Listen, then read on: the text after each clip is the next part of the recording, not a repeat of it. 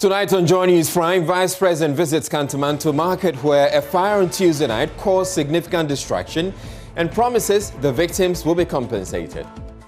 I'm calling a meeting on Friday at my office with the leadership and to look at how we rebuild this market. Controversial Public Universities Bill suspended following meeting between Vice President Dr. Mahmoud Bawumia and stakeholders. Consideration at the plenary is suspended. That is on hold until we receive their inputs on a new bill. The opposition NDC has continued its protests against the declaration of President Akufo-Addo as winner of the 2020 election.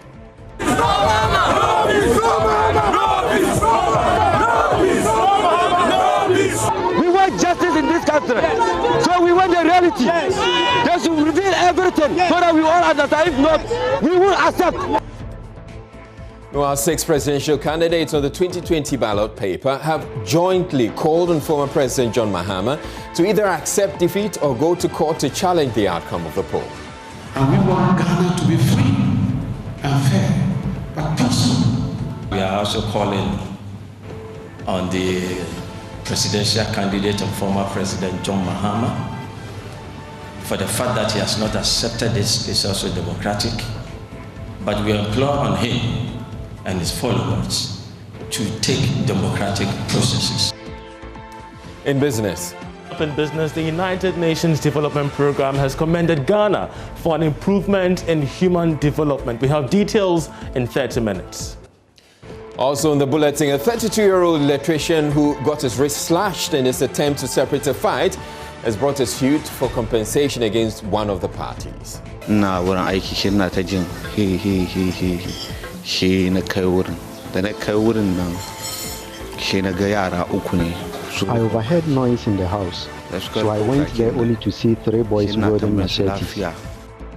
My name is Israel. Joynews Prime is coming to you live from our Founder for Studios at Kokomlimli here in Accra, your digital terrestrial TV, because we're free to air, and also on DSTV channel 421 and GoTV channel 144. This is the home of independent, fearless, credible, and impactful journalism. Do stay tuned in.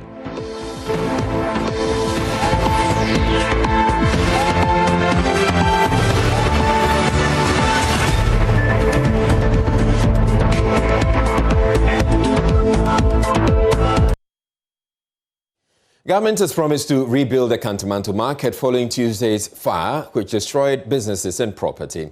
Vice President Dr. Mahmoud Bawumia said at least 2,592 individuals have directly been affected, a situation he says requires urgent attention. Addressing the media after assessing the level of devastation, the Vice President also announced that the administration will immediately compensate those that have suffered the tragedy. There's more in this report. The team is here to see firsthand the level of devastation. Many businesses we know have been brought to a halt. Some have been devastated completely. And so, as acting president, he is here to get a proper appreciation of the impact of the outbreak and say a few words. You just observed the level of devastation the fire has caused to businesses here at Kantamanto. Would you tell us what you make of this level of devastation to start with? I have seen the damage and, so many shops, so many stores have been razed to the ground. As you can see, what we have is a human tragedy. You have about 2,592 people who have been directly affected by this. There's going to be an investigation as to what has happened and why it has happened, and that investigation will proceed as is. But nonetheless, the lives and the livelihoods of the people cannot really await an investigation. Those are more immediate, and so we are going to be looking at how to provide assistance. NADMO, for example, is here. And the Deputy Director Generals are here. And we're going to be looking at how to assist. I'm calling a meeting on Friday at my office with the leadership and to look at how we rebuild this market and also how we can provide some amount of support on a humanitarian basis initially, and also some type of, we'll look at how to provide some type of business support to provide capital to these shop owners to be able to restart their businesses. It's a tragedy for the people, but it's a tragedy for the country. And we have to look at what the recommendations are and how we, in the process of rebuilding, how we can do it in such a way that that type of devastation doesn't happen. As you know, most of these structures were wooden structures. And so when it started, it really consumed the structures very quickly because they were just fuel for the fire. So Mr. Barr is the board chair of Maslock, and he's also been observing and assessing the level of devastation here at Kantamanto. The development of every economy thrives on the back of the private sector. So if the private sector has a challenge today, there is a big problem. These are the future leaders who are going to be the industrialists and make sure that they develop Ghana, create the needed employment. If this has happened, down the line, the next 10, 20 years, we're going to have a challenge. So I think whatever we can do to assist to support, we'll talk to the appropriate quarters and see what we can do. How soon would your intervention be? Looking at the time, you just mentioned that we are getting ready for Christmas. How soon would you come in with your intervention if you are coming in with any at all? The first thing is to do the assessment and to know those who are involved so that we don't make a mistake. So it depends on the cooperation of us and the leadership of those who have been affected. So it's a process we need to go through, but we have to make sure that at the end of it, people will be supported. Maslock, do you have a data on the number of businesses here at Kantamanto, so that at least that will also inform you as to how many people and businesses you are looking at to support, if you like, going forward? We don't have data at the moment. That is why we have to deal with the municipal assembly, the leadership of the various groupings within the area, because I know they have the second group association, they have all the various associations. So we have to do thorough discussions and know exactly what has happened. Then we can formulate some policy and see how best we can help them. Now, some of the victims are owners of huge, thriving businesses who woke up to news that fire had consumed all that they had built over the years. Latif Idris has been speaking with some of the victims. One of them, the operator of a barber shop, says you could only salvage a DVD player from a shop that once served as the go-to place for the latest haircut. I mean, me top base, you know, me was store a boom 4. It is a top base, you know, me was knitting machine 3, and I'm a wardrobe machine 2. Timito base, you know, guma, na yeden, ye jumano, not ye the court Abidjan. But me buy a mistone in a grabu store 4, Ninash. What's your top base? I don't get it. Yeah, top base, you know, near your what is base? First base, yeah, the big store, near your home, near the court Abidjan. And bail no. You talk no more alteration. Yeah, alteration. You try be you flebi nyanka beshe, you be abodam, you be nshishemu near the Kwa Abidjan. Inti me buy and the store 4 ni there near me gum the base be 13 the ni nyinash. So he's also a businessman here at Kantamanto. What he does is to do alteration to the second-hand clothing that are brought into the country. Now he does the alteration and then also ship the products or the goods to Côte d'Ivoire. Côte d'Ivoire, Burkina. So the neighboring countries. That's what he does. He has sewing machines and a huge enterprise, knitting machine and all of that. But today he also woke up and everything is gone. How are you feeling right now? I know these are difficult times for you. How are you taking this, the fact that your business is gone? Cecilia, BBS, BBS my to say will be a masha that craft free me chrome say I feel na me bank cry abaye adwuma the besi bia no nyame hye na hwe be ma to say me na mtimi di me supporter atimi apia be foka dia na say edin. So you came out in supporter shemi am sole me nya ko na me sole supporter na me de betena ka me yire na sami a odi ni kabele me woka ni nti say anka me supporter na be back Kantamanto nye easy be eji nya me no ankasa we ni shop be me we ni shop be me ni shop. This is the only thing you salvage?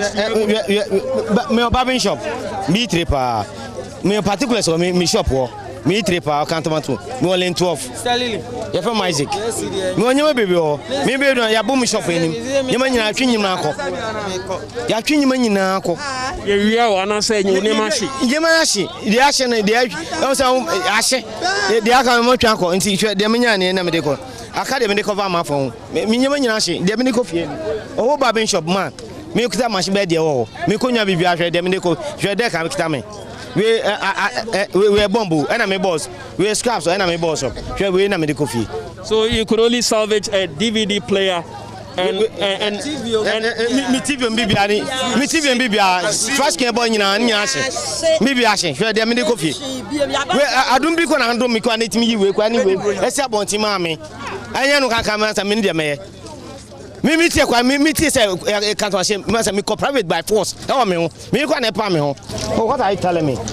Master, Brian is sir. I feel say me ko class 1.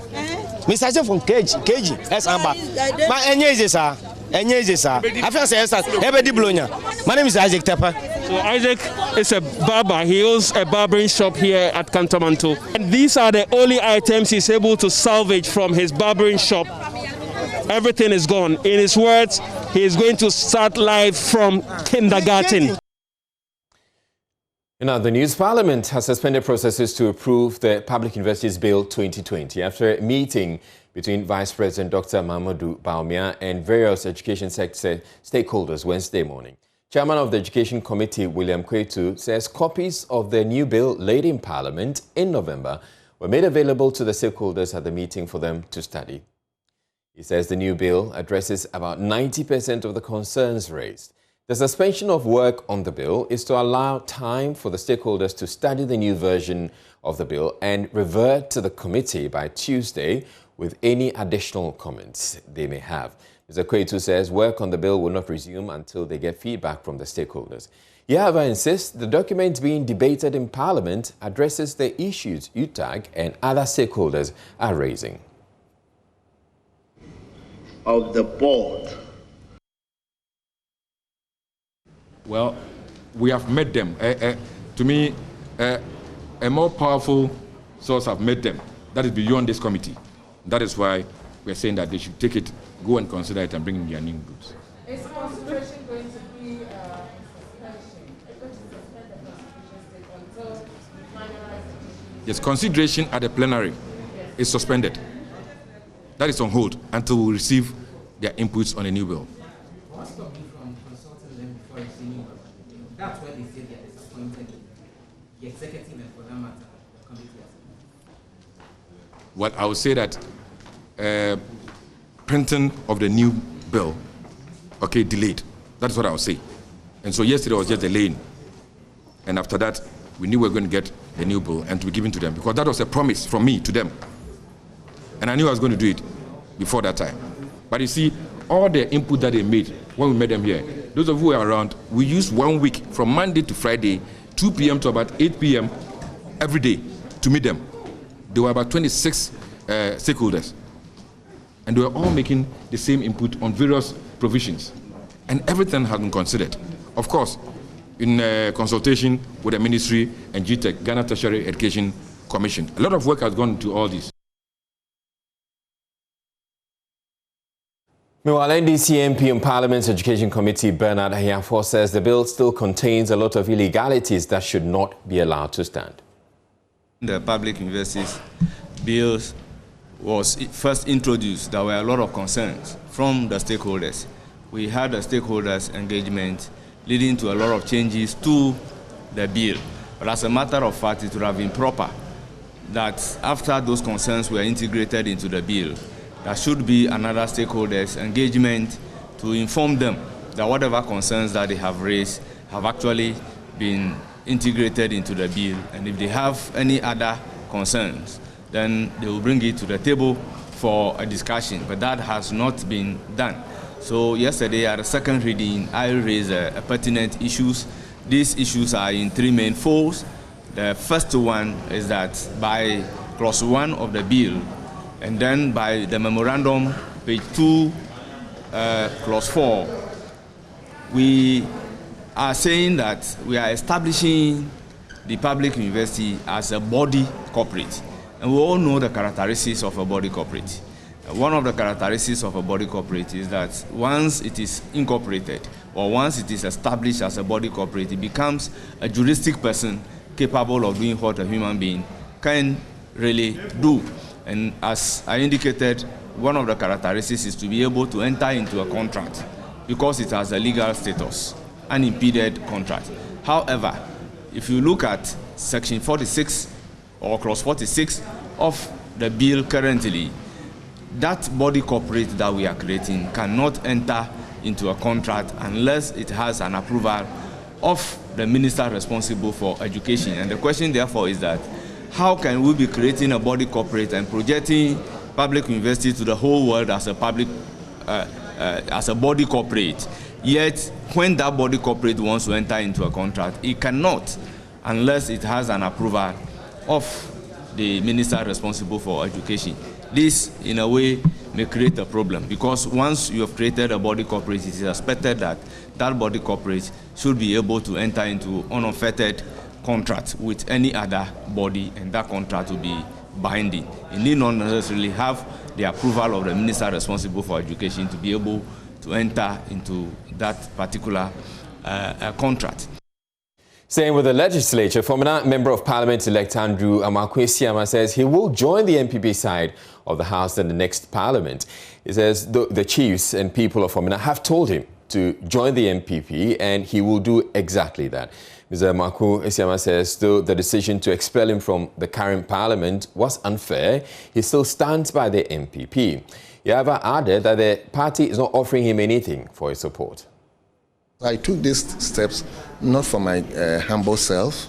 I took it in a way for the good of the party.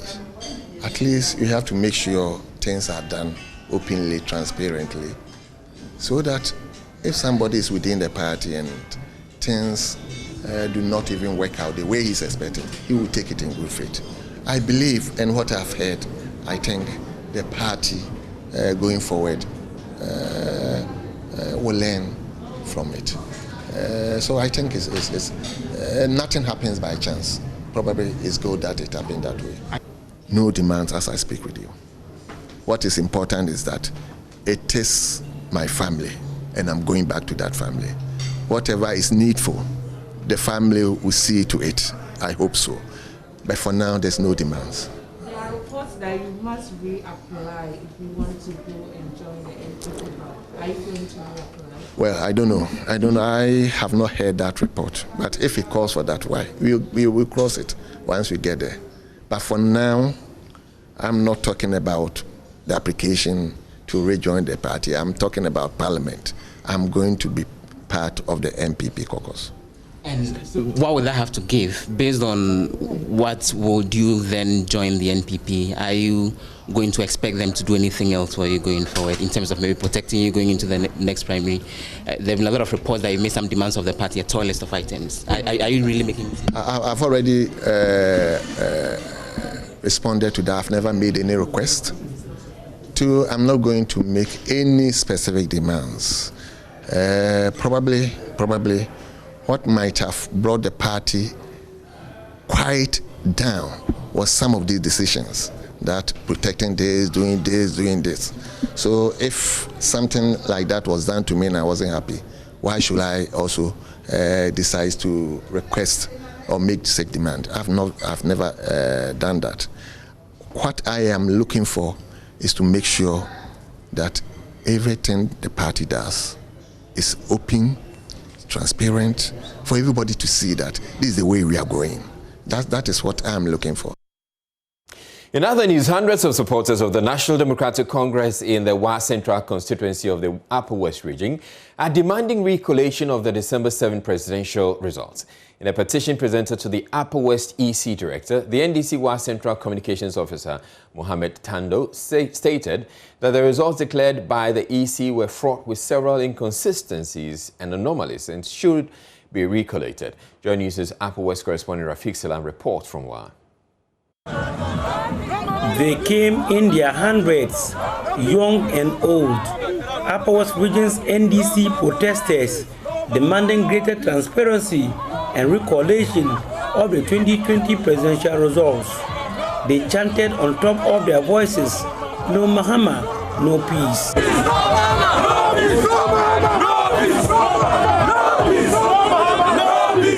We want justice in this country, so we want the reality. They should reveal everything so that we all understand. If not, we will accept. We will not accept this. We will not accept this. We want justice in this country. We want justice. If not, we want democracy. If not, we will leave.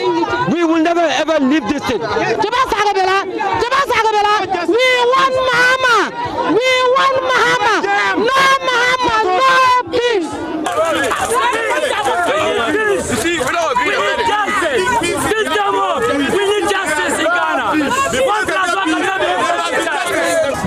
Throughout the 3-hour demonstration, the protesters raised a two-finger salute, a symbol of the position of John Dramani Mahama on the ballot paper, and also to draw sympathies from bystanders. There were few dozens when they started, but when they got onto the major streets, the number steadily grew into hundreds, impeding the easy vehicle traffic in town. Draped in either red or black shirts with few party paraphernalia worn over the necks and arms, they spilled all major streets in the regional capital before heading to the region's EC office to present a petition laying bare the reasons of their demonstration. This petition to reaffirm the NDC's position that we unequivocally reject the presidential results as declared by the EC chairperson, Madam Jane Mensah, on the 9th of December 2020. It is our considered view that Nana Akufo-Addo was not validly elected and could not be deemed as the president-elect for the Republic of Ghana.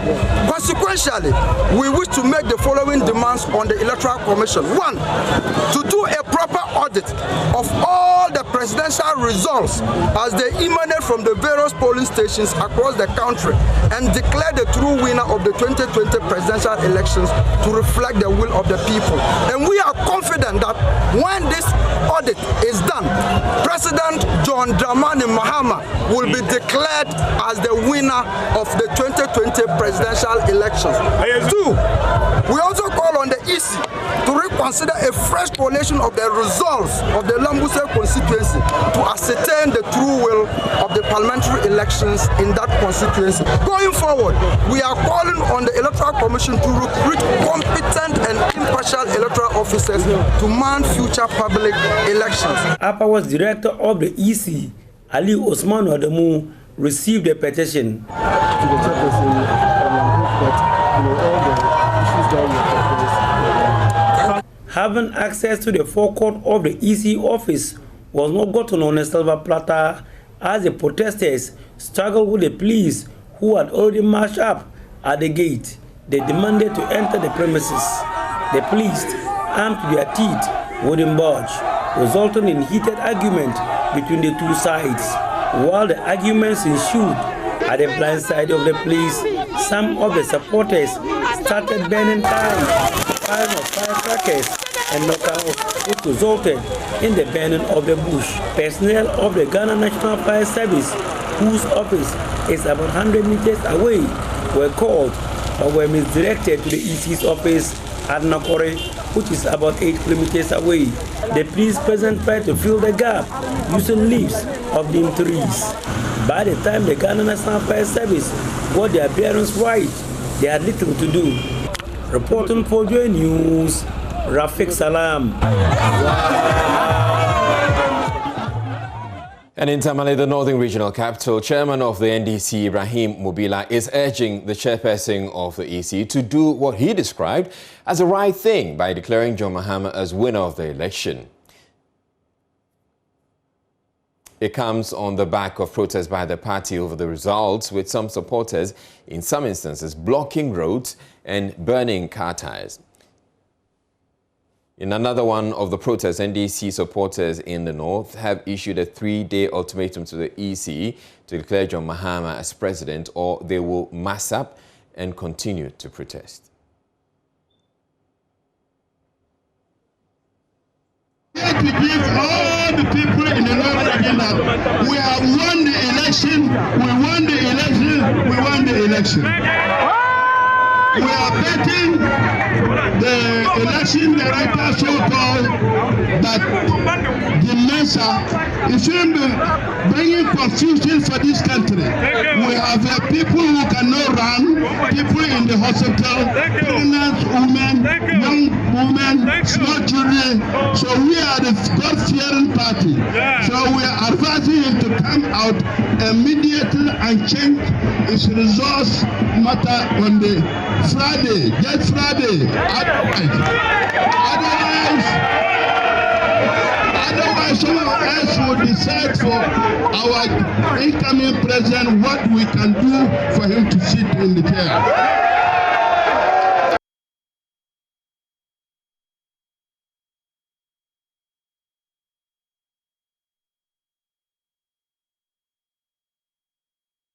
Well, 6 presidential candidates in the 2020 elections are calling on flag bearer of the NDC, John Mahama, to either accept the results of the 2020 elections or go to court to settle all outstanding issues he has with the Electoral Commission.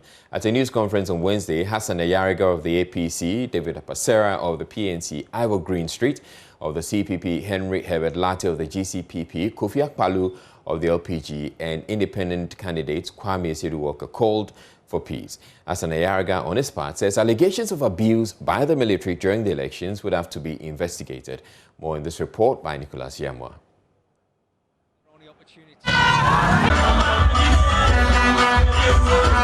Some members of the National Democratic Congress have been protesting the 2020 election results, describing EC's result declaration as flawed. This comes after NDC flag bearer John Mahama indicated that he will not accept the results.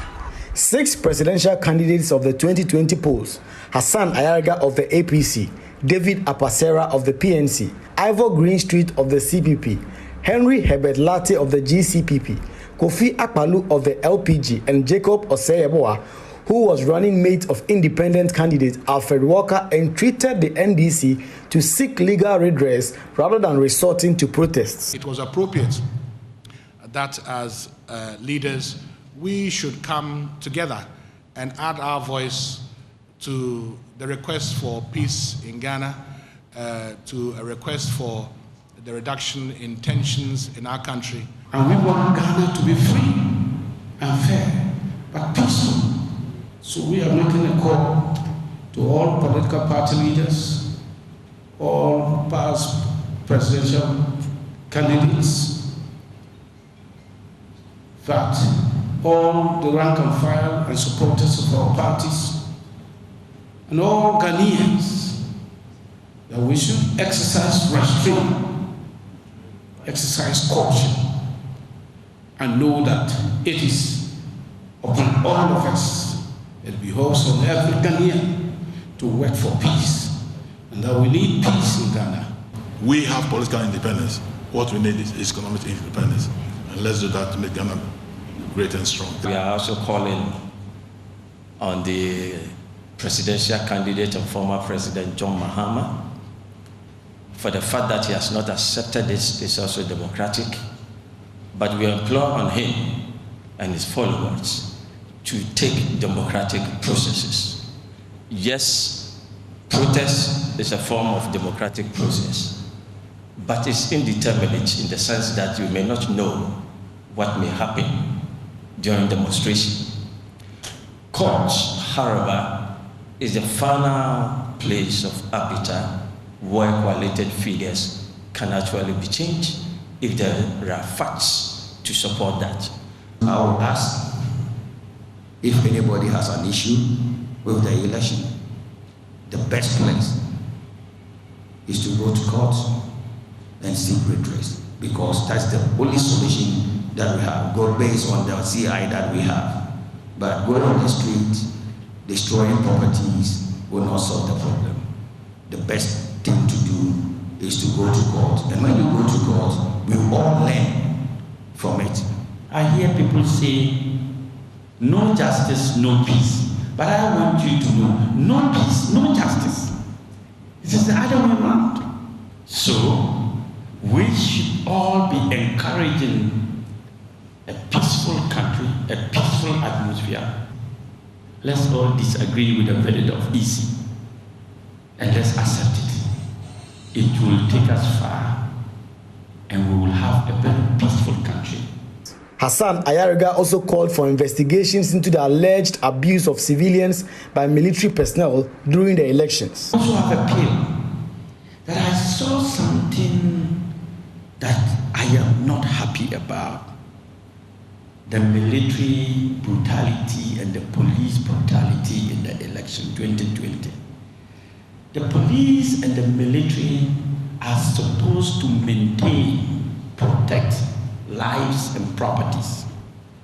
But in one of the constituencies, I think that was in Techuma, the action by the military and the police is something we cannot write good about. And if these people are really policemen and military men, then they should be subjected to investigation and proper conduct.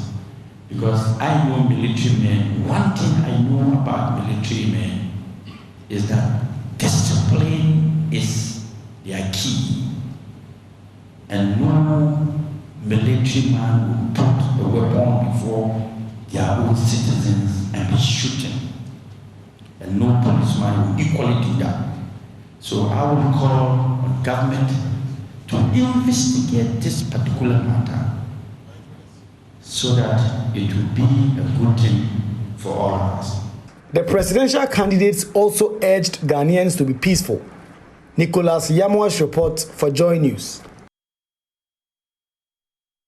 And the governors have also been making similar calls, and we'll have that for you. The flag bearer of the NDC4, President John Mahama, has also been visiting Techuma. We have all that coming up in the bulletin. We're taking a break here now, and we'll be bringing you business news next. Do stay tuned.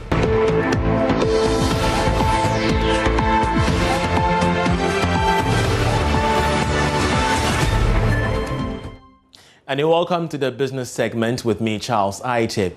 The economy can now be described as being in a recession. This was after it recorded 2 consecutive negative growth in separate quarters. Figures released by the Statistical Service shows that for the second and third quarter of this year, the growth dropped by more than a percentage. The development could mean that economic activities have slowed, which could have a negative impact on revenue, profits, and businesses, with expected more job losses, while some difficulty in getting a new job in these times.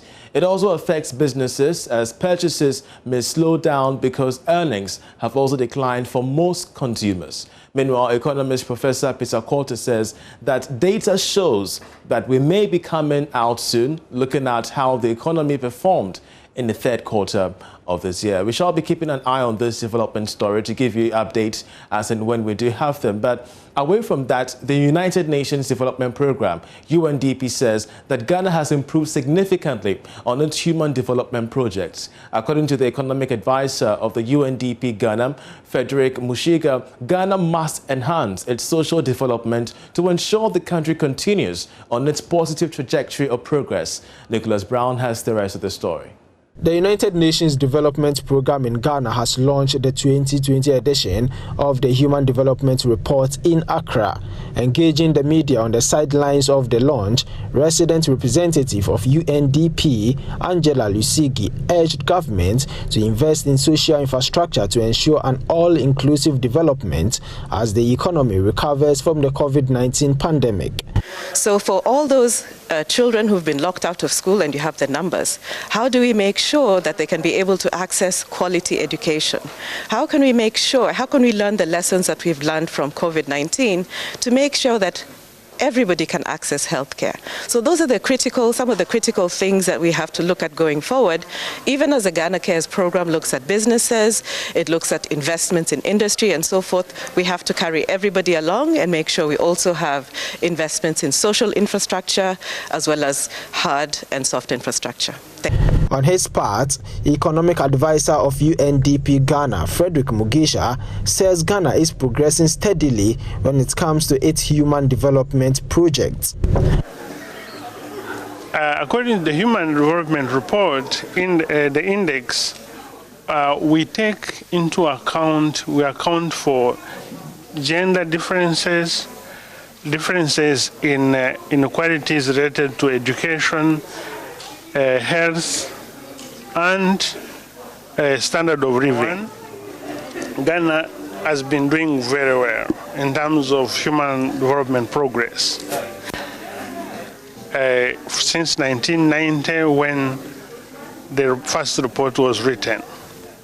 This year marks the 30th anniversary of the first Human Development Report and of the introduction of the Human Development Index. This year's report focused on human development and the Anthropocene. Nicholas Brown for Joy Business. And the Association of Ghanaian Importers in South Korea is urging President Akufo-Addo to reconsider the decision to ban the importation of overaged and used vehicles. Richard Kinteri, who speaks for the group, has been interacting with my colleague Sandra Sinamafenu on the expectation of the business community abroad and at the president's second term in office. So moving into the next 4 years for Nana Akufo-Addo, what do you think the business climate should look like for people like you who do business from afar and then also do some sort of importation, and especially the issue with the importation of used vehicles? The president going into 2021 to 2024 for the business sector. You see, I have always been saying that we have Suffolk and Tanker in Ghana who used to produce cars for Ghana for the past decades. And if we are really looking at industrialization and then trying to empower local manufacturing or assembling of cars, we should rather be looking at our own, who is Suffolk and Tanker, empower him to produce on a mass scale, empower him to produce at a cost that will be very, very cheap for Ghanaians to be buying brand new vehicles at a very lower rate compared to the used ones we even import into the country.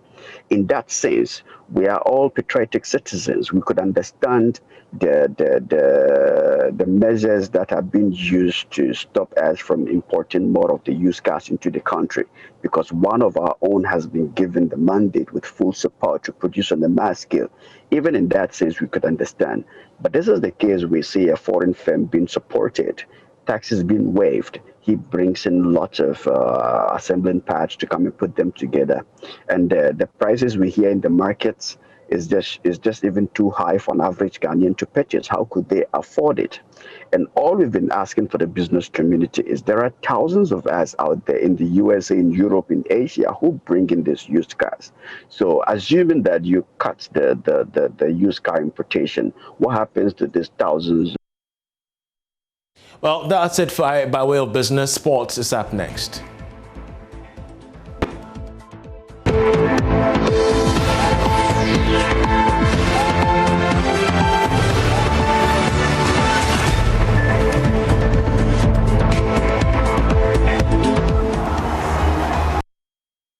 Welcome to the Sports on Joynews Prime. I'm Gary Al Smith, and in our first story, after securing their first Premier League win on Sunday, many fans of Hearts expected the team to secure their second consecutive win this afternoon when they clashed with Adriana Stars in an outstanding tie in the map, but the Phobians succumbed to a 2-0 defeat. For new head coach Costa Papic, the Rainbow Boys were not ready for the game. His opponent for the day, Park Kwesi Fabian, said they needed the win to change their season's narrative. We are not ready for this match, obviously. I mean the players. A little bit better in the second half, but that is not enough. Missing so many chances, missing the penalty, does not give us the chance to win the match today. Like I said before the match, it's going to be upside down. One match you win, one match you lose. It's something like that until we start to be stable. Time is not yet there, but it will come. It will come. Well, I think I told you that we'll be coming out all guns blazing, and we're going to fight for every ball because this 3 points is very important for us to be able to turn the page and to change the narrative.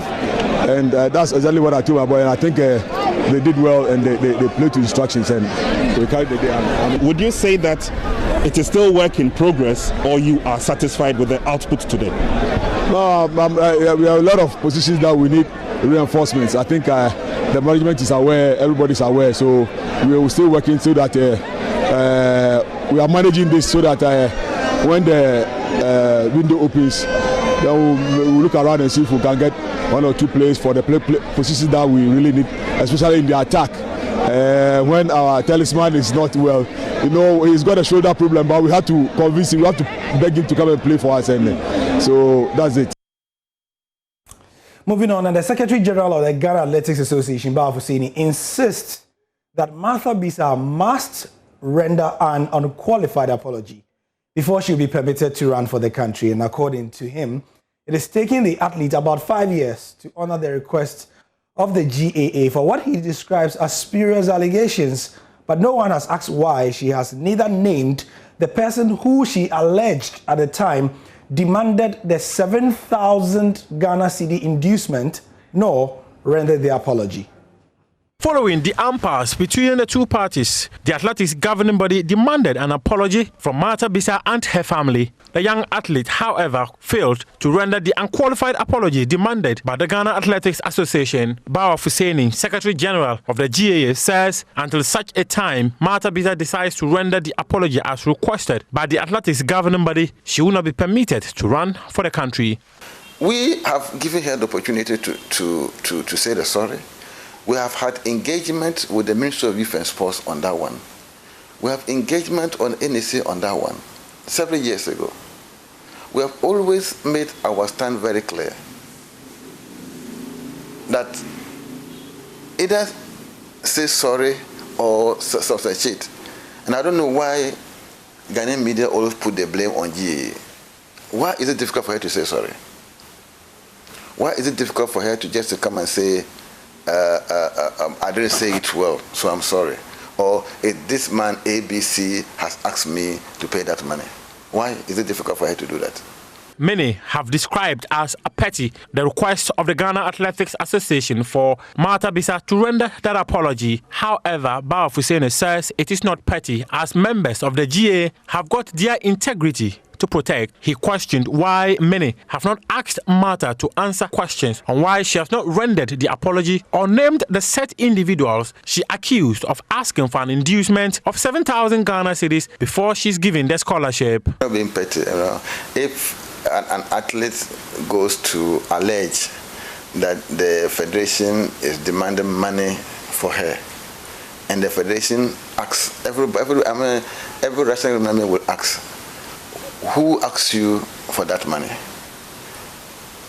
Come substantiate that allegation. If you think what you said wasn't right, simple I'm sorry will end the whole matter. Imagine that allegation is still hanging on the federation, and the federation executive goes for a higher interview at a place, maybe some other place, and that issue comes out. Why were you taking bribe from an athlete to give me a scholarship? How will you answer?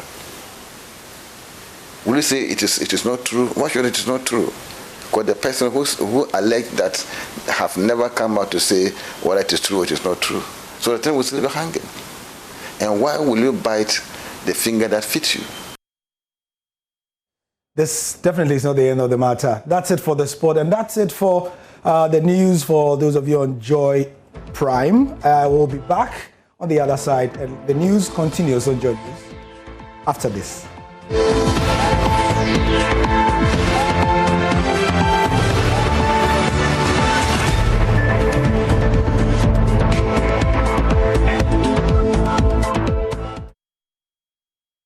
Right, it's time for Showbiz, and Becky is here. Hello, Becky. Hello to you, Easy. How you doing? I'm well. How are you? Fine, thank you. I think we should change the name of Showbiz on Prime to An Evening with Easy.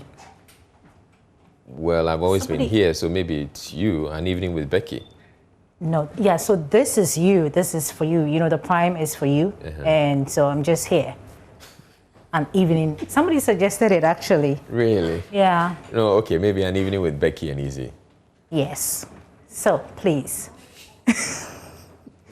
So, the year of return was last year. Yeah. Beyond the return, you know. Is ongoing. Yes. Because of COVID, we thought that it won't happen, but the Ghana Tourism Authority, they have aligned what we're doing this year. Right. It's actually happening. Let me tell you a story about the year of return last year, when Boris Kujo and the rest of the people came into town.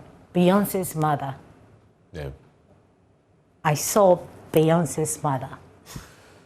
You know? Not Beyonce. I can trust you. Yeah. You know, I couldn't tell anybody because I didn't have a picture with Beyonce's mother when I saw her, so I couldn't tell anybody, but I'm telling you now, I saw her. You saw her? Yeah, she was right here in Ghana. Not Beyonce, but Beyonce's mother. The person who gave birth to Beyonce. So, the Beyond the Return has been launched, and we have the itinerary. Year of Return, launched by government in 2019, was one of the biggest homecoming events that made Christmas 2019 one to remember. With numerous concert, food and travel events happening within the year 2020, which the government dreamt of as a bigger edition, was meant to be even massive. But then COVID-19 struck and everything grounded to a halt. We've returned. We're back. We're coming back, right? Where you at? In the midst of all the gloom that this year has been, the GTA wants to end it on a high. The activities begin on the 17th of December 2020 and end on the 3rd of January 2021 with activities such as the Ghana Trade Exhibition, Wache Party, Potomanto, Takrade Festivals, and many more. CEO of Ghana Tourism Authority, Akwesi Agyemang, tells us more about what to expect this year. I mean, some of the events that have come onto the table are quite exciting. We've also seen some innovation in terms of adding on different regions of the country.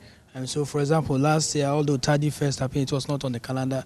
This year it is on. We have events at the Brick Gardens, events in the Bunsu Eco Park, and a few other places. So we took the feedback from last year. People said that most of the events were centered in Accra. So we've broadened it. We've gone to other destinations. Although COVID-19 pandemic gravely affected preparations for this year due to the numerous restrictions, organizers say that they are positive of a good turnout during the event. Mr. Agyemang is therefore urging all and sundry to prepare feverishly for the event. General public, I think we've seen people coming in. We want to encourage us to be welcoming. We want to encourage us to also be part of the events. There are some of the events that are quite interesting. For example, the Bobobo dance classes, Afrochella block party, things that will make us celebrate Ghana, I mean, in a way that we've never done before. So we are quite hopeful and we are asking everybody to be part of it. It's a good train to be on, and this is the time to join in.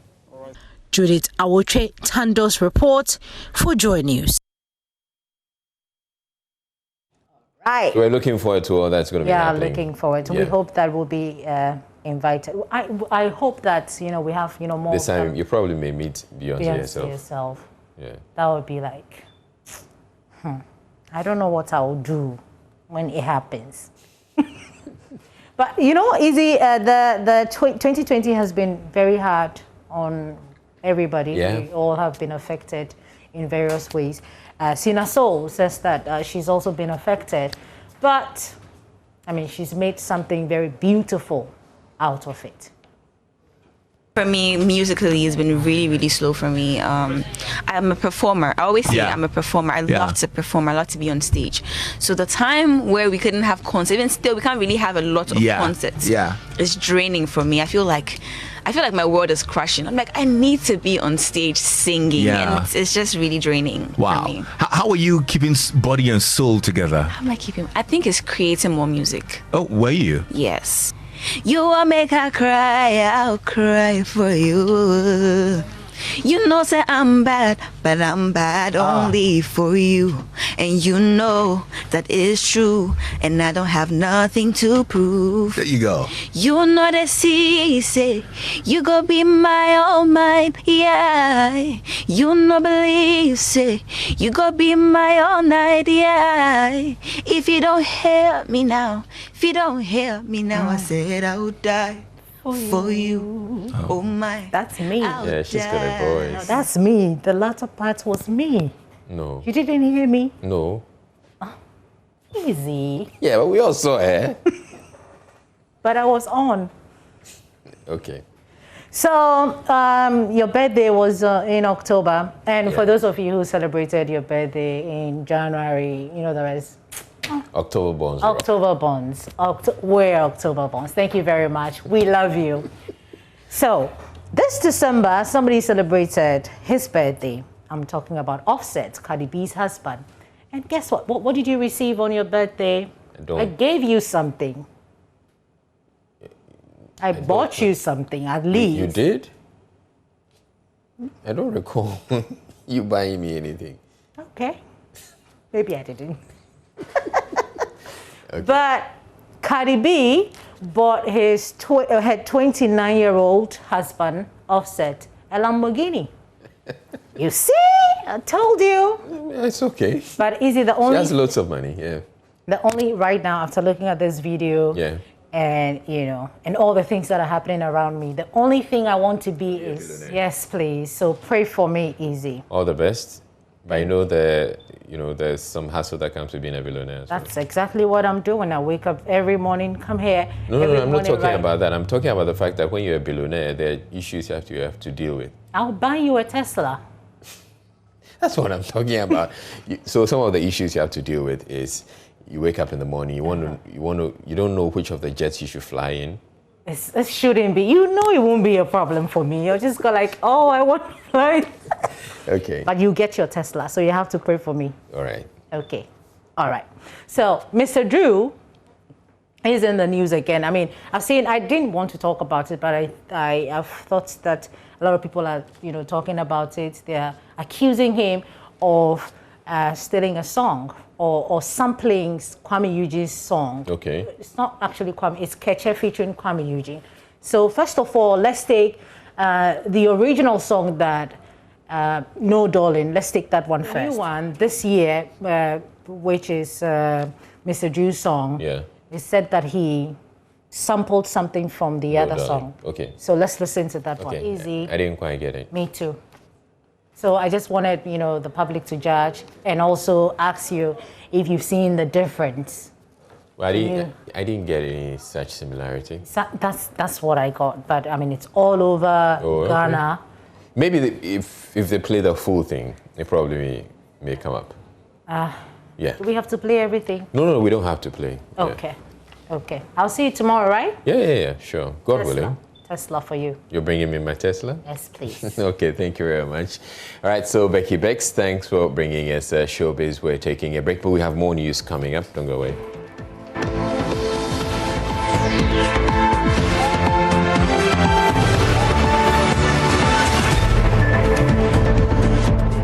A 32-year-old electrician who had his wrist slashed in an attempt to stop a fight has gone to court to seek compensation. Mohamed Mutala had gone to make peace among tenants in a home at Abuabo who were squabbling over the sighting of a hen coop. Though the police is treating the matter as a criminal case, Mohamed is also suing the mother of his attacker because he says she instigated the attack. Mahmoud Mohamed Rudin reports. Shi na kai wurin da na kai wurin nan shi na ga yara uku ne. I overheard noise in the house, so I went there only to see 3 boys wielding machetes. Apparently, they were there to attack and kill one of the tenants, whom my colleague went to fix his electrical fault because he had insulted their mother. I pleaded with them to rescind their decision, while I told those in the room not to come out. I continued pleading with them until we came out of the house. And one of the boys instructed the other to strike me with a machete. By the time I turned, I saw the boy raising the machete high to strike. I used my hand to block it. Then came another strike that chopped off my left wrist.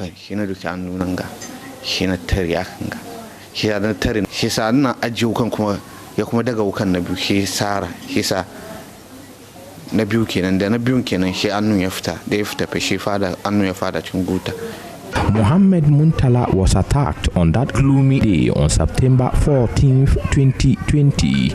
He was rushed to the Menchia Government Hospital, then to Konfonochi Teaching Hospital, but all the medical attention could not save Muntala's hand. He lost his left wrist. When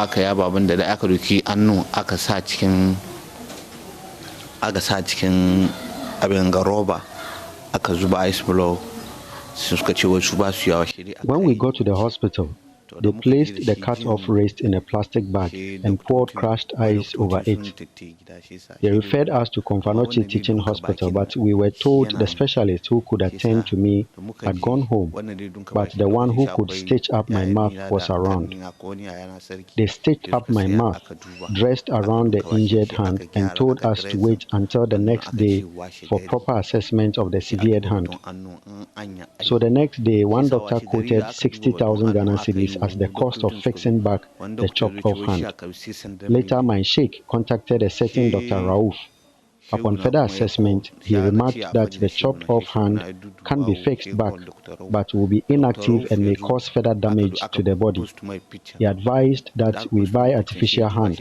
I was sad, but I was told to remain calm and that everything will be fine. Shi a gyara annu shi a sashi artificial shi da ni dai raina ya bata don na ga shi ana ta ce min wai ni din samu hankuri ko menene Allah ya yi shi sa washe garin nan none aka ji da ni tiyata shi aka rage annu. It is alleged that the mother of the culprit gave out the machete for the attack. Zakari Abdurrahman was the main target of the attack. 10 years, 8 years. So I asked them to take the empty poultry cage elsewhere, and they agreed to do that. After a week, the cage was still sitting there. I inquired why they failed to oblige, but they said all the birds were slaughtered by their father, and that only a rabbit was left. So I asked them to give the wooden cage to porridge seller and keep the place tidy. When they were sweeping the place, I saw plenty cattle ropes with a 10-year-old. I inquired where he got it from. He said it is for his master and that they used to catch cattle. I took it from him and told him that I would give them to his father because it was not good for his age to have such ropes in his possession. The boy was unhappy and still insisted he must take it away, so I hit his buttocks. Abdurrahman thought all was well until the mother of the child came around to register her displeasure. Abdurrahman says the mother claimed her children were targeted and everything that goes wrong in the house is blamed on them.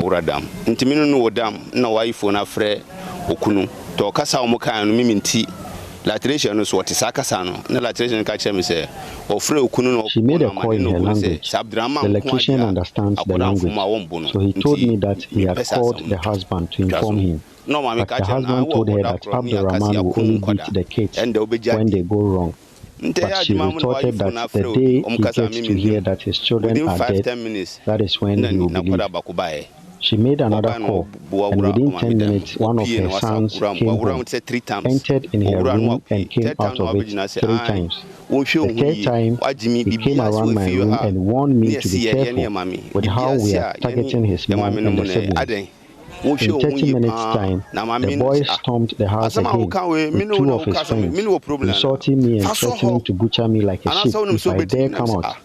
Anytime I decided to come out, the electrician would advise me.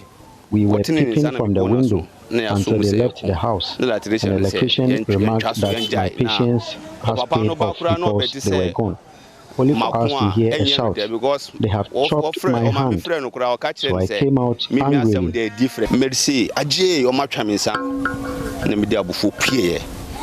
This is Muntale's electrical shop, but he can no longer work like before. He fears he may eventually lose his customers. I feel the pains in my body.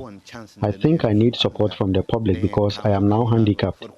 Initially, I could wire a complete house, fix ceiling fans, repair of motorbikes' horsepower, and home appliances such as stabilizers, blenders, among others, at the shop. Now, all are not possible without a hand.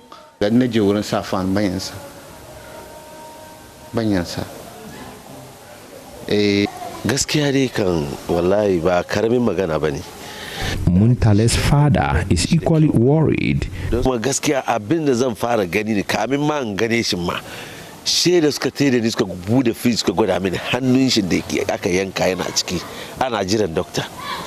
The mother of the culprit, Leila Isa, was arrested by the police in Kumasi. The matter is before a district court. Parties would reappear on December 21st. A report by Mahmoud Mohammed Nuruddin. The Civic Forum Initiative and the Institute for Democratic Governance are urging the National Democratic Congress to go to court to have its issues regarding the 2020 election addressed. Speaking at a news conference to address issues that have come up after the EC's declaration of the winner, the CSOs noted it is only the courts that can iron out whatever issues the NDC has concerning the just concluded election. They also urged the police administration to protect NDC sympathizers who have been embarking on nationwide protests to challenge the outcome of the poll. My colleague Kweku Asante has more in the following report. The Institute for Democratic Governance and Civic Forum Initiative are urging the National Democratic Congress and its leader, former President John Mahama, to head to the court to challenge the outcome of the 2020 elections if they have any issues. Here is Dr. Angela Dramina-Boaje speaking on behalf of the CSOs. As we have stated before, courts are not mutually exclusive nor contradictory. Legal recourse may be pursued even as peaceful demonstrations are carried out. Therefore, we join the voices of the sections of the public to urge the NDC to present their concerns to the courts for legal redress. We wish to emphasize in this regard that going to court does not amount to a loss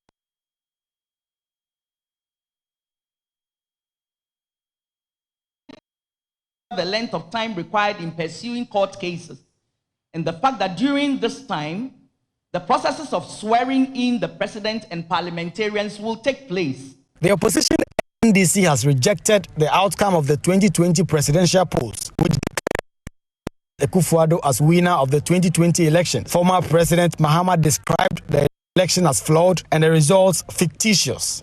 IDEG and the Civic Forum Initiative wants full police protection for NDC protesters across the country who are demonstrating against the result. First and foremost, we wish to state that going to court is not contradictory to peaceful demonstrations. It is the political and civil right of all persons to demonstrate when they disapprove about some national development. These therefore have the right to public protest and demonstration. They have the right to express themselves through demonstrations so long their demonstrations are peaceful. To ensure that their demonstrations remain peaceful, they must, however, secure police protection and ensure that their demonstrations are not infiltrated by agents of provocation, agents provocateurs, who may seek to incite acts of violence in the course of otherwise peaceful protests. To this end, we urge sympathizers of the NDC to secure police protection for their demonstrations. We appeal to opponents of the NDC to keep away from the NDC's demonstrations so as to avoid aggravation that could degenerate into violence. Meanwhile, Executive Secretary of IDEC, Dr. Emmanuel Akwete, also responded to John Mahame's call for an independent audit of the pink sheets. I wanted to know how that will be done because of the situation we find ourselves in. The EC's results have come up, but if you look back, the EC has asserted its independence in situations that usually you might think that, okay, it's going to dialogue, it's going to find a political agreement on how what steps should be taken forward. But working through IPAC has been very difficult, you know that. And sometimes IPAC has even had to take votes on critical issues that needs to be resolved. So given what transpired before the elections and where we've gotten to, what if the EC does not respond positively to what they've said or doesn't take action on that? Watching Joynews, we're taking a break to bring you more business. To stay tuned in.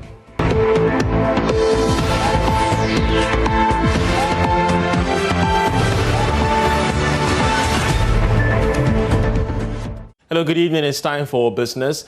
Of course, let's start off with the cedi. It's very important because the local currency could end the year selling around 5 cedis, 83 pesos to the US dollar. That's the projection one is likely to make after going through the latest Forex forward auction results. George Rafi has the rest of the story.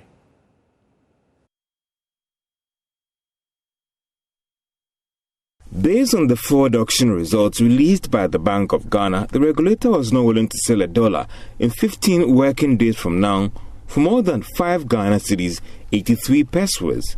Now, even though it has not been clearly stated by the Bank of Ghana, one could deduce from the forward sale rate that the regulator doesn't see the rate going down below this target the last week of December 2020. The local currency often comes under some sort of pressure in the last month of the year, causing it to lose some grounds against the US dollar. Now, based on the central bank's own average numbers, the Ghana cedi is now selling at around 5 Ghana cedis, 84 pesos. This could mean that we may not witness any serious blips in the last 2 weeks before the end of this year. The Ghana cedi has recorded one of its best performances against the US dollar in a long while, with a year-to-date depreciation pegged at around 3%. The cedi's marginal stability has come with some positives for the economy.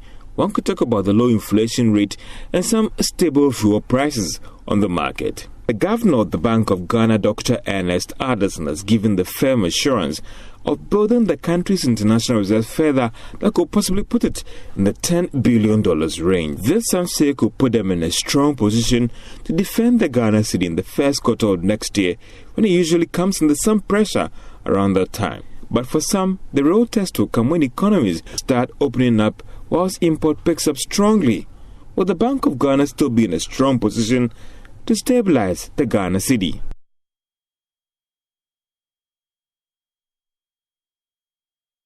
Now, Ghana's economy has contracted again for the second consecutive time this year, but at a much lower rate than what was recorded in the second quarter. The contraction of the economy in the third quarter is largely due to the impact of COVID-19 on the economy. There is more in this report.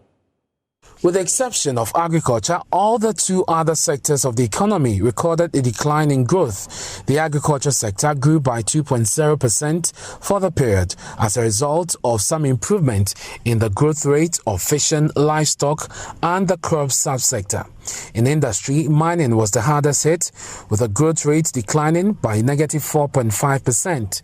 The services sector also recorded a negative growth rate, despite a significant growth from the information and communication technology subsectors. Here is Professor Samuel Kobna-Enim. Year-on-year change rate for crops was 9.0%. Livestock also saw a positive year-on-year change rate of 5.8%, but its share overall was negligible, specifically 8.4% as compared to the 78.1% for crop sector. The other sector that saw an increase was the fishing subsector, 20.4% on a year-on-year basis. Again, its share of the total GDP is negligible compared to the overall 78.1% that we see for crops. So fishing gives us a share of only 8.4% with a nominal GDP value of 1,658.5 million Ghana cedis. Within the industry sector, from a quarterly point of view, as indicated, mining and quarrying subsector saw a year-on-year change of 16.9% with a higher share of 40.4%. And this is followed by the electricity subsector, which has a year-on-year change rate of 11.6%, but a relatively small share of 4.3%. The government statistician, however, cautioned it is too early to project that the year will record a negative growth rate, since this is just the rate for the third quarter. It is too early because one is not too sure the interventions that are being instituted, what we've received for the month of October and November, and how that is going to impact on the earlier 3 quarters that we have data on. But broadly, we would say that that would constitute only a quarter of the 4 quarters that one would want to analyze for the whole year. Meanwhile, this growth rate is an improvement over the second quarter when the COVID-19 affected most economic activities in the country.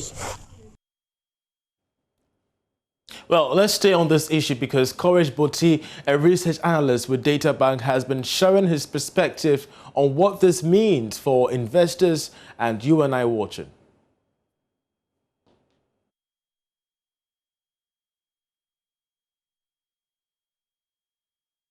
The hamper.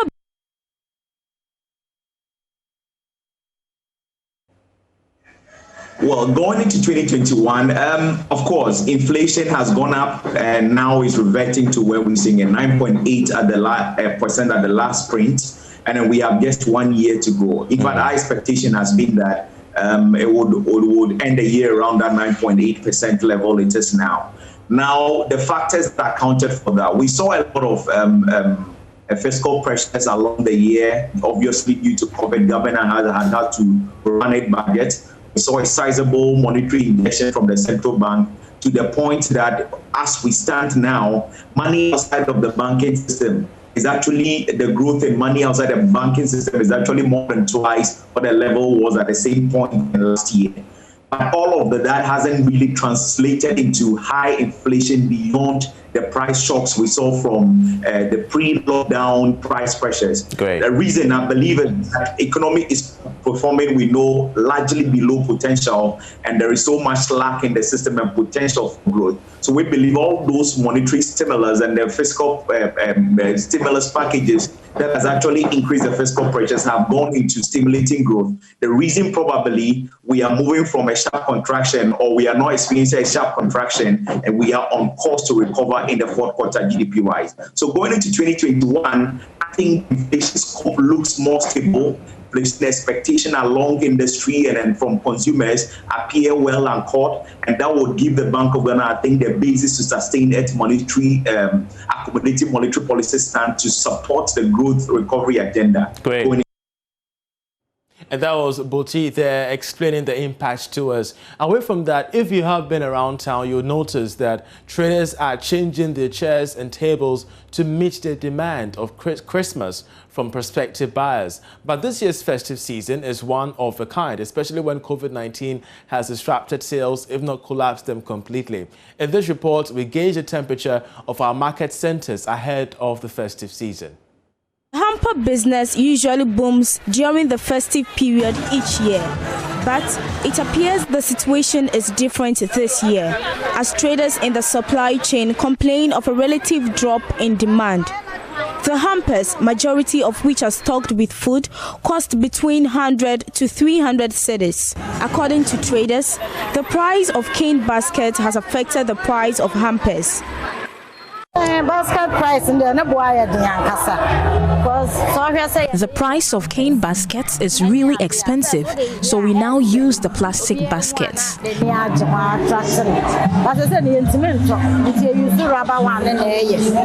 And this has affected the price of hampers.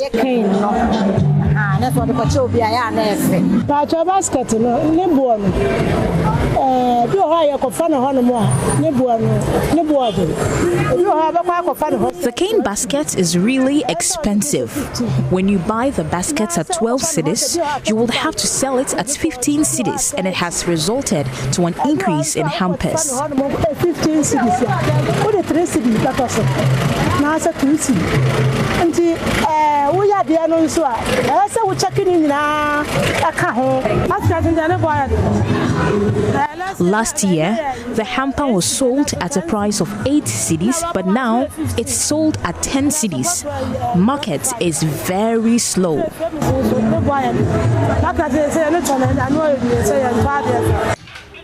Kankan Bwedu is a basket weaver at Edum in the Ashanti region.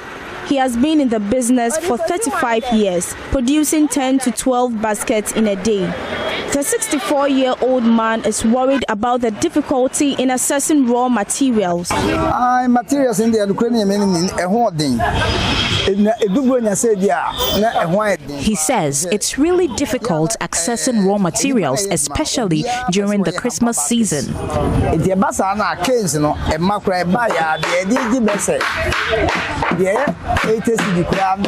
$1 million, $2 million, 1.5. Forestry no de ye no nya mom na ekokotwa ye wo agents a wo kokoji pass. We buy the canes from the forestry, and they are also complaining of raw materials due to activities of illegal mining.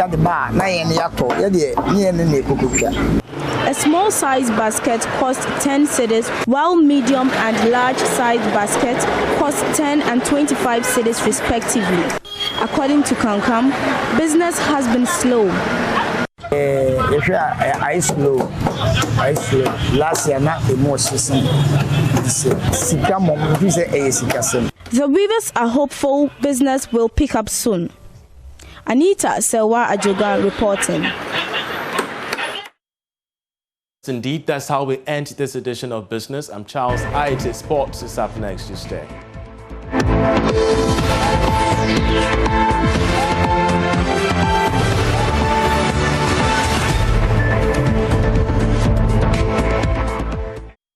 Thank you for joining us again on The Sport. I'm Gary Al Smith, and let's go straight into it. The chairman of the Ghana League Clubs Association, Kujo Fiano, has attributed the poor development of football in the country to the lack of financial injection in the country. Financial injection in the industry of football. We are not getting that. That is why our players are running away to Ethiopia, Kenya and the rest, Guinea. We think that we've reached a point that corporate Ghana, we should not only pay lip service to the passion of the nation. It must be seen tangentially. And also, we must also position ourselves very well to be trusted with money. I don't think your sponsor will be happy when your players are being interviewed on radio for 2-3 months, they haven't been paid. So these are some of the challenges. Getting the right, we are still struggling with the right facilities. You go to some of the league centers, even where we are talking about GPL, some of the playing pitches are still nothing to write home about. These are challenges that I think we should try as much as possible to put behind us, so that we can attract sponsorship. The media definitely will have to cut your support, because here we are, two of us, but with the magic of the camera, millions of people are going to see. So we should position ourselves. The media should partner us so that we can sell our product across the world. And while selling the product across the world, people will want to invest. A lot of advocacy. Here we are today, as Ghanaians, we are proud that our under 20 has qualified for AFCON. And if they do well, they will play in the World Cup. When you watch Arsenal play, you see Visit Rwanda on their sleeve. If country Rwanda would decide to go to CNN, for instance, even multimedia, to advertise, How much money will go into that? But the magic of football is giving them that leverage. It's giving them that leverage. My sister, look at the government coming out with these flagships programs. Do you know what football can do if we have at each of our stadia planting for food and jobs? That's a pitch panel. The cameras pick it. One district, one factory. So I think that we have something in common. But for football, what would the youth who are engaging football now be doing? There will be a burden on government. Now, in the first segment of the sports, we brought you the Ghana Athletics Association position on Martha Bisa, saying that she must render an apology before she'll be permitted to run for the country. Well, former president of the association, George Luttrell, tells us that Martha loses nothing if she does not run for Ghana. The GA says she is not going to run for Ghana. It's a prerogative. They are not damaging, they are not hurting her. She has nothing to prove anymore. Her name is written in history, cast in stone. They can't do anything. But to me, the GA is behaving like Pharaoh, the old Egyptian Pharaoh. God said, let my people go. He said, no. The Ghanaian people are saying, let her run. And they are saying no. What I can say is that there is a God up there. Inshallah, there is a God up there. And he's watching. And we'll see whether the GA itself will prosper. Maybe Martha is probably losing, the GA itself is losing. There's going to be no winner in this situation. So can't cooler heads sit down and sort this thing out instead of people trying to show where power lies. She could have been, how do you call it, a showpiece. Where a lot of young girls would look at Martha and say, look, I want to be like her. And because a child at that time said this, she might be punished. She might be punished. And still punished. She's a woman now, and you still want to punish her. But then life goes on. Life doesn't stand still for nobody. Time doesn't stand still. So she's moving on with her life. You can still sit back and say, you are not going to let her run. We are not going to let her run. That gives them that satisfaction. Just go ahead. Right, let's finish with some Premier League updates. Liverpool are currently drawing 1-1 with Spurs. The Arsenal game also ended 1-1. And Arsenal finished, of course, with a red card. So that's the sport for now. I'm Gary Al Smith. Thank you for your time.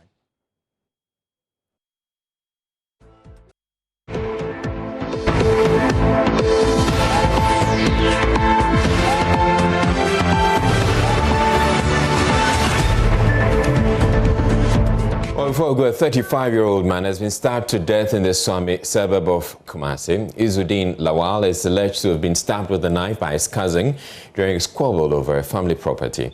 The suspect, Hamidu Husseini, and his deceased cousin, Izzuddin Lawal, are said to belong to two feuding factions in a long-standing family dispute over a room in their family house. According to the police, the deceased was stabbed several times in their revived feud late Monday night. So, District Police Commander Superintendent Emmanuel Esiama confirmed the arrest of the principal suspect and one other.